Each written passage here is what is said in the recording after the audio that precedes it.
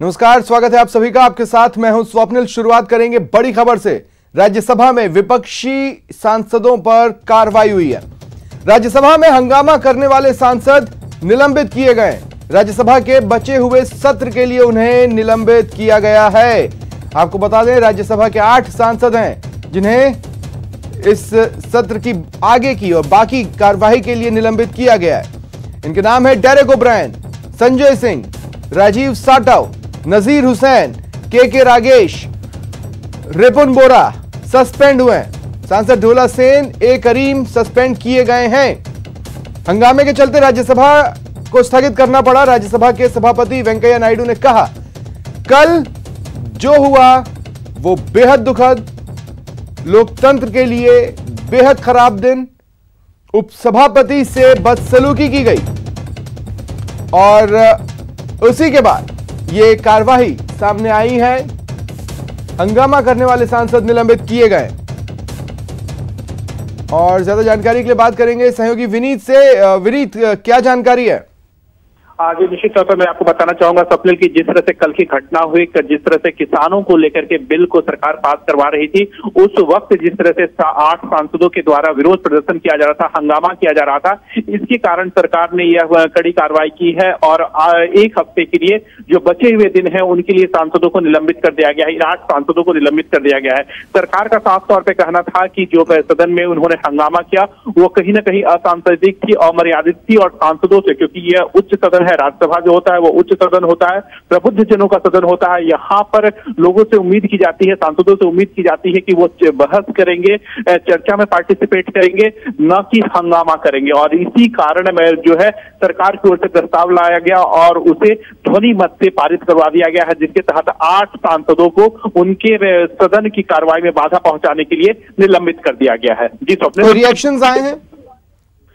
जी मैं आपको बताना चाहूंगा कि जब सरकार की ओर से भी प्रस्ताव लाया गया और राज्यसभा में इसे ध्वनि मत से पारित कर दिया गया, उसके बाद भी सदन में हंगामा होता रहा। जो बाकी के सदस्य थे वो जो निलंबित सांसद हैं उनके समर्थन में शोर कर रहे थे, नारेबाजी कर रहे थे और इसीलिए लगभग आधे घंटे के लिए राज्यसभा को जो है वो स्थगित कर दिया गया है। 10 बजे में अब फिर से राज्यसभा की कार्रवाई जो है वो शुरू होगी और उसके बाद हम देखेंगे कि आखिरकार क्या हो रहा है।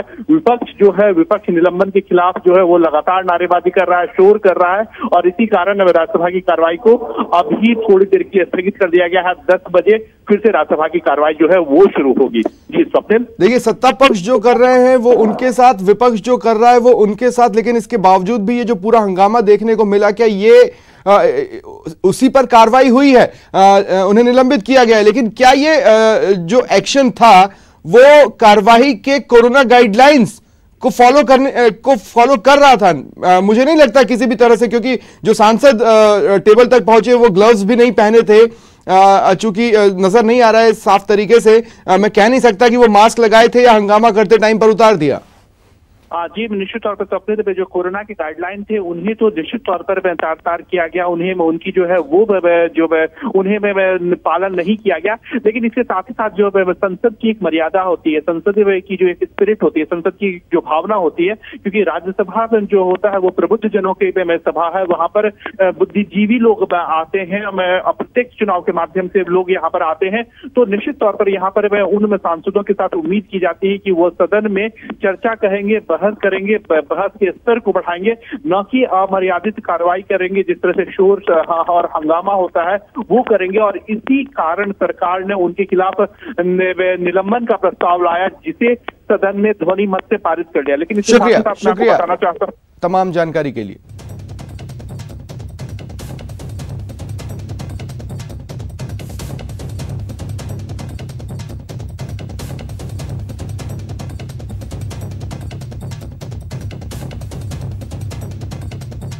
और स्थगित की गई थी कार्यवाही, दोबारा शुरू हो चुकी है। कृपया उपसभापति जी, मैं प्रस्ताव करता हूं कि भारतीय सूचना प्रौद्योगिकी अधिनियम 2014 का और संशोधन करने वाले तथा भारतीय प्रौद्योगिकी संस्थान प्राइवेट पब्लिक भागीदारी अधिनियम 2017 का कृपया बेल में न आए, बेल से अंदर, बेल से अपनी सीट पर जाए। कृपया बेल में न जाए, कृपया बेल में न जाए, अपनी सीट पर बैठे। आईटी है जिसमें पूर्णतः केंद्र द्वारा 5 वित्त पोषित है, प्रयागराज है, सब्जेक्ट इज डिफरेंट, है, कर्नूल है और सिरमन, ये 2014 के अधिनियम से संचालित हो रहे हैं। 20 ट्रिपल आईटी भागीदारी की मोड में संचालित हो रहे हैं। भारतीय सूचना प्रौद्योगिकी संस्थान अधिनियम 2014 और भारतीय सूचना प्रौद्योगिकी संस्थान अधिनियम 2017 देश के समक्ष आ रही चुनौतियों पर मिल रही है। जयपुर में एक हेड कांस्टेबल ने खुदकुशी कर ली। सामोद थाने के हेड कांस्टेबल ने आत्महत्या की है। जानकारी मिल रही है कि अपनी सर्विस रिवॉल्वर से हेड कांस्टेबल ने खुद को गोली मार ली। क्वार्टर में देर रात गोली मारकर हेड कांस्टेबल ने खुदकुशी कर ली। एक सुसाइड नोट छोड़ा है और इस सुसाइड नोट में उन्होंने पारिवारिक कारणों का जिक्र किया है। फिलहाल एफएसएल टीम ने घटनास्थल से सबूत जुटाए हैं। एसपी शंकरदत्त शर्मा भी मौके पर पहुंचे हुए हैं। ज्यादा जानकारी के लिए बात करेंगे सहयोगी सौरभ गृहस्थी से। सौरभ, क्या जानकारी मिल पा रही है? देखिए स्वप्निल, मैं आपको बता दूं कि ये पूरा मामला जो है वो जयपुर ग्रामीण पुलिस का है और सामोद थाना में कांस्टेबल श्रीराम जो है वो पिछले 1.5 साल से तैनात थे। पावटा के रहने वाले हैं, लेकिन कल देर रात ही वो बहरोड से लौटे हैं। करीब रात को 1 बजे वो बहरोड से लौटे थे और अल सुबह करीब 4 बजे उन्होंने अपनी सर्विस रिवॉल्वर से खुद पर जो है वो बाएं कान के पास गोली मार ली और मौके पर ही उनकी मौत हो गई। जो उनके साथी क्वार्टर में रहने वाले थे उनको इसकी जानकारी मिली और उसके बाद जो है वो सभी बड़े अधिकारियों को जानकारी दी गई, जिसके बाद एसपी शंकरदत्त शर्मा भी मौके पर पहुंचे थे और पूरी घटना का जो है वो उन्होंने जायजा लिया। लेकिन जो जिस प्रकार की जानकारी निकल कर आ रही है, ये बात सामने आ रही है कि जो हेड कांस्टेबल है उन्होंने सुसाइड नोट भी लिखा था और ये बताया कि उनके पारिवारिक कुछ कारण हैं। उनकी जो पुत्र वधू है वो नहीं आ रही थी और ये एक बड़ा कारण जो है वो उसमें जिक्र किया गया है। लेकिन उसके बावजूद पुलिस ने एफएसएल की टीम को मौके पर बुलाया है और तमाम सबूत जो है वो इकट्ठा किए जा रहे हैं। लेकिन जिस प्रकार का पूरा घटनाक्रम सामने आ रहा है उसमें पारिवारिक कारण ही मुख्य रूप से इस आत्महत्या के पीछे के वजह बताया जा रहा है। जी स्वप्निल। मैं सौरभ, आपको भी याद होगा कि ऐसा नहीं है कि किसी पुलिसकर्मी ने पहली बार सुसाइड किया हो और जब भी किसी पुलिसकर्मी के सुसाइड की खबर आई है, बात रही है या तो वो डिपार्टमेंटल प्रेशर से परेशान था या फिर पारिवारिक कारणों से परेशान था, लेकिन हर बार खाकी वालों को इस तरह की घटनाएं चौंकाती जरूर हैं। इस बार वो क्या कह रहे हैं? जी बिल्कुल, आपने सही कहा। पिछले 8 महीनों में ही देखें तो इस प्रकार के केस जो है वो बड़े हैं। चाहे प्रदेश के अलग अलग हिस्सों से इस प्रकार के मामले सामने आए कि जो पुलिसकर्मी है वो तनाव नहीं झेल पा रहे थे और इस कारण से उन्होंने आत्महत्या की है। चाहे कारण इसके पीछे कुछ भी रहे हों, लेकिन इस बार का कारण पारिवारिक मामला ही बताया जा रहा है और इसके चलते उन्होंने ये आत्महत्या की है। लेकिन पुलिस के जो आला अधिकारी मौके पर पहुंचे थे वो भी शॉक्ड हैं, क्योंकि बताया जा रहा है कि बहुत अच्छे जो इंसान थे ये कांस्टेबल श्रीराम और पिछले 1.5 साल से लगातार बहुत अच्छा काम इस थाना क्षेत्र में कर रहे थे। यही कारण था कि जयपुर ग्रामीण। शुक्रिया सौरभ तमाम जानकारी के लिए। चलिए बढ़ते हैं आगे। कोरोना काल में हो रही पढ़ाई के नुकसान को देखते हुए कई राज्यों ने स्कूलों और कॉलेजों को आज से खोलने का फैसला किया है। आज से छात्र शिक्षकों से मार्गदर्शन के लिए स्कूल जा पाएंगे।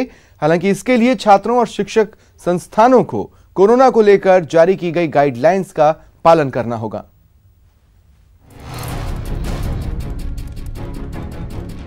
कोरोना काल के बीच सोमवार से कई राज्यों में 9वीं से 12वीं तक के छात्रों के लिए स्कूल खुलने वाले हैं।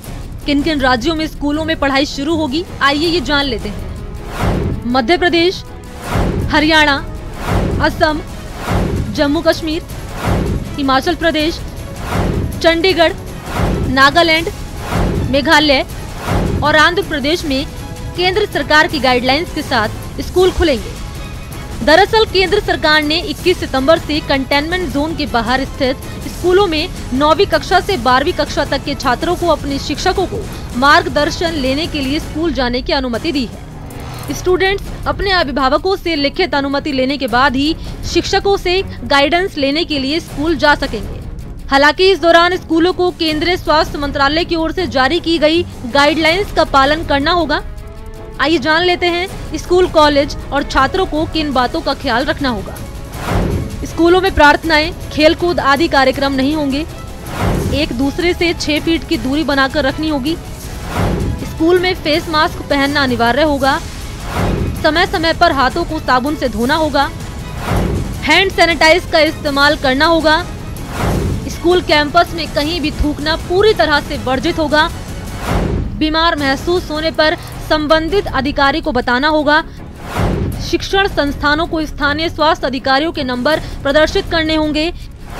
स्कूल, कॉलेज को मास्क, सैनिटाइजर आदि का भी पूरा इंतजाम करना होगा। इन गाइडलाइंस के बावजूद अब भी कई अभिभावक और प्रदेश स्कूल खोलने के पक्ष में नहीं है, क्योंकि कोरोना का संक्रमण रोज ही नया रिकॉर्ड बना रहा है। Bureau report, news 18 network.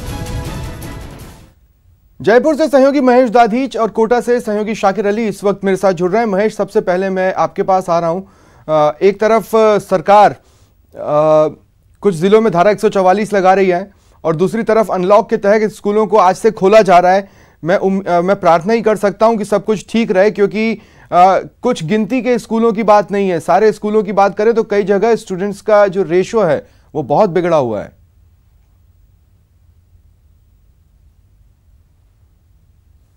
सबसे पहले तो आपको जानकारी देना चाहूंगा कि मार्च से जो है स्कूलें बंद कर दी गई थी कोरोना काल के चलते, और उसके बाद में जुलाई से जो इन स्कूलों में है अध्यापक आने लगे। अब 21 सितंबर से अनलॉक 4 में विद्यार्थियों को राहत दी कि वे शिक्षकों से अपना मार्गदर्शन ले सकते हैं। किसी तरह की क्वेरीज है तो वे हल कर सकते हैं। जो स्टूडेंट्स हैं वो तस्वीरों के जरिए दिखाना चाहूंगा कि यहाँ पर पहुंच रहे हैं और बातचीत भी करने के लिए जो है टीचर से वो पहुंच रहे हैं और अपनी किसी तरह की क्वेरीज है, अपनी कोई समस्या है तो उसका हल करने के लिए स्कूलों में आ रहे हैं। लेकिन ये संख्या बेहद कम है। अभी जो अभिभावक हैं वो शायद संभवतः यही कारण है कि जिस तरह से प्रदेश में 1 लाख से ज्यादा अभी कोरोना के मामले हैं और अभी संक्रमण का खतरा बेहद ज्यादा है, ऐसे में इक्का दुक्का ही ये संख्या जो है वो स्कूलों में नजर आ रही है। सुबह से कई स्कूलों में जो बात हुई है वो यहाँ पर अभी भी जो अभिभावक है, क्योंकि इसमें ये साफ कहा गया है कि 9 से 12 तक की कक्षा के जो विद्यार्थी हैं उनको अपने अभिभावकों की स्वीकृति के बाद उनकी स्वेच्छा से वे स्कूल आ सकते हैं और अपने टीचर से मार्गदर्शन पा सकते हैं। जो स्कूल के इंचार्ज हैं यहाँ पर, मैं उनसे, अनुपमा जी से मैं बात करने की कोशिश करूंगा। मैडम, किस तरह से आप लोग ने तैयारी की है? क्या बच्चे आ रहे हैं अभी? क्या बच्चों को अवेयरनेस यहाँ पर पूरे आज जो गाइडलाइन की गई है उसकी अवेयरनेस है? हाँ सर, हम लोगों ने बच्चों को जैसे जैसे भी हम उनसे कांटेक्ट कर पाए हैं, क्योंकि ऑनलाइन टीचिंग जारी है, बच्चों के व्हाट्सएप ग्रुप्स भी बने हुए हैं, उस पर भी हमने उनको निर्देश दिए हैं कि वो गाइडेंस के लिए आ सकते हैं। कोई विधिवत टीचिंग नहीं होगी पाठ्यक्रम की, लेकिन वो गाइडेंस के लिए सब्जेक्ट से संबंधित कोई लोगों की किस तरह की तैयारी, क्योंकि बाकायदा एक SOP जारी की गई है और उसका पालन करने के लिए सभी स्कूल्स को बोला गया, यहाँ पर टीचिंग आप नहीं करा सकते, टेस्ट नहीं ले सकते, किस तरह से प्रॉपर गाइडलाइन के पालना आप कर रहे हैं? हाँ, इसी प्रकार से जैसे हम लोग सबसे पहले बच्चे से उनके पेरेंट्स का सहमति पत्र देखेंगे, जो लिखित में जो उनकी सहमति होगी कि वो स्कूल आ सकते हैं, वो देखेंगे। बच्चे के अंदर किसी तरह का कोई लक्षण इस तरह का अस्वस्थता का तो नहीं है, वो देखा जाएगा। बच्चे अगर 2 या 4 की संख्या में हैं तो उनको सोशल डिस्टेंसिंग से हम सिटिंग करवा के उनकी और फिर उनको गाइड करेंगे, मतलब जो जिस सब्जेक्ट से रिलेटेड है उनको वो टीचर गाइड करेंगे। तो टीचर गाइड करेंगे और उसके लिए टीचर्स यहाँ पर पूरी तरह तैयार है। लेकिन खास तौर पर जो बात सामने आ रही है वो ये है कि बच्चे यहाँ पर बहुत कम पहुँच रहे हैं और उनके अभिभावक हैं वो भी कहीं न कहीं ये खतरा भी महसूस कर रहे हैं, तो शायद बच्चों को भी भेजने से कतरा रहे हैं। कई स्कूलों में जो जानकारी ली है उसके मुताबिक मुश्किल से कोई 1 या 2 विद्यार्थी अभी पहुंचा है स्कूलों में और आज से ये शुरुआत हुई है। संभवतः आगे जाकर के थोड़े समय बाद में जो है पूरी तरह से लोगों में अवेयरनेस आ सकेगी, लेकिन किस तरह से कोरोना को देखते हुए प्रबंध रहेंगे वो जरूर देखने वाली बात है। बिल्कुल। और कोचिंग सिटी कोटा में किस तरह की तस्वीरें रही? सहयोगी शाकिर मेरे साथ जुड़ रहे हैं। थोड़े हल्के शब्द हैं लेकिन शाकिर मैं कहना चाहता हूं, ये जो अनलॉक के तहत स्कूल आज से खुलने, उसकी बोहनी कैसी रही?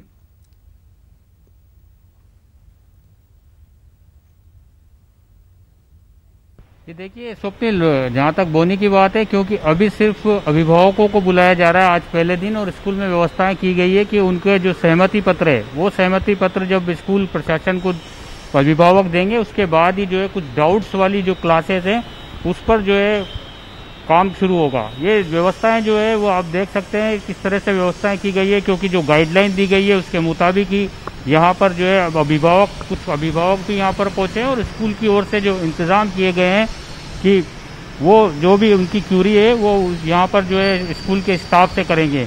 अभिभावकों को इस बात की भी फिक्र है कि वो स्कूल में देखना भी चाहते हैं कि इंतज़ाम किस तरह के रहेंगे, क्योंकि जिस तरह से गाइडलाइन आई है उसके मुताबिक स्कूल्स में जो डाउट्स क्लासेज हैं या कुछ जो बच्चे जिनको कुछ परेशानियां हैं, कुछ पूछना चाहते हैं, तो वो अब स्कूल में आना चाहेंगे और वो पूछना चाहेंगे। मैं स्कूल के जो यहाँ पे मौजूद लोग हैं उन्हीं से बात करता हूँ। जी, क्या व्यवस्थाएं की है आज से आपने, क्या किस तरह का रहेगा इंतज़ाम, और सुरक्षा को लेकर हम बात करें तो क्या इंतज़ाम यहाँ पर किए गए हैं? जी, आज से हमने सरकारी आदेश के अनुसार पूरा बिल्डिंग को सैनिटाइज किया हुआ है, स्टाफ भी बिल्कुल फिट है, और मास्क, सैनिटाइजर, ये सारी चीज़ें यहाँ पर उपलब्ध है, और पूरी सुरक्षा के इंतजाम किए हुए हैं हमने।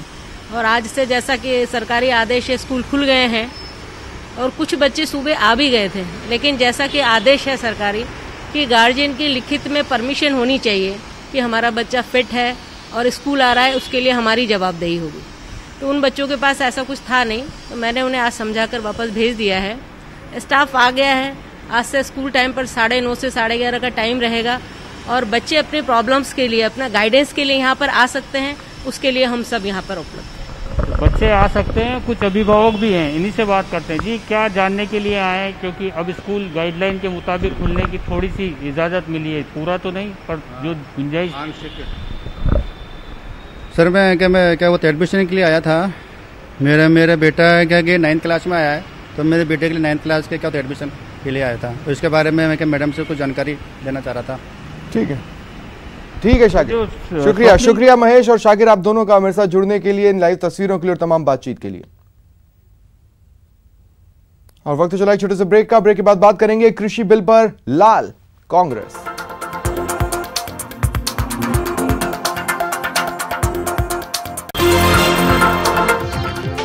ब्रेक के बाद स्वागत है आप सभी का। कृषि बिल को लेकर कांग्रेस का हल्ला बोल प्रदर्शन आज है।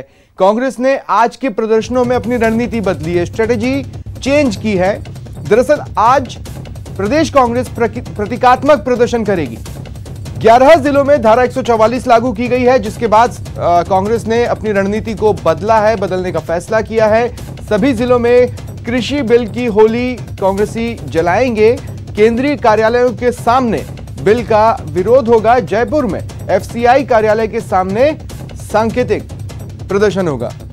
ज्यादा जानकारी के लिए बात करते हैं सहयोगी गोवर्धन से। क्या जानकारी है गोवर्धन? देखिए, ताजा अपडेट ये है कि एफसीआई कार्यालय के सामने प्रदर्शन नहीं होगा। ये कल ही तय हो गया था कि कांग्रेस प्रदेशाध्यक्ष गोविंद सिंह डोटासरा 3-4 चुनिंदा नेताओं के साथ ज्ञापन लेकर के और जयपुर कलेक्टर को ज्ञापन देंगे, और ये यहाँ जयपुर में इसी तरह का विरोध प्रदर्शन होगा। बाकी जो 11 जिले हैं जहां पर धारा 144 लगी हुई है, वहां पर कलेक्टर्स को ज्ञापन दिए जाएंगे। बाकी के जो 22 जिले हैं वहां पर धरने प्रदर्शन होंगे। तो ये जो पहले एफसीआई कार्यालय के सामने प्रदर्शन करने की बात थी, वो अब रणनीति में बदलाव कर दिया गया है। कल रात को ये फैसला कर दिया गया था कि वो जो 11 जिले हैं जहां पे धारा 144 लगी हुई है, वहां पर कांग्रेस के वरिष्ठ नेता हैं, वो कलेक्टर्स को जाकर के ज्ञापन देंगे। तो अभी 11:30 बजे गोविंद सिंह डोटासरा जयपुर कलेक्टर को ज्ञापन देंगे, और बाकी जिलों में जहां पर धारा 144 है वहां पर भी स्थानीय नेता कलेक्टर्स को ज्ञापन देंगे। अन्य जिले जहां पर धारा 144 नहीं लगी हुई है, वहां पर वो धरने प्रदर्शन करेंगे केंद्रीय कार्यालयों के सामने, और ज्ञापन वहां पर भी दिए जाएंगे। शुक्रिया गोवर्धन।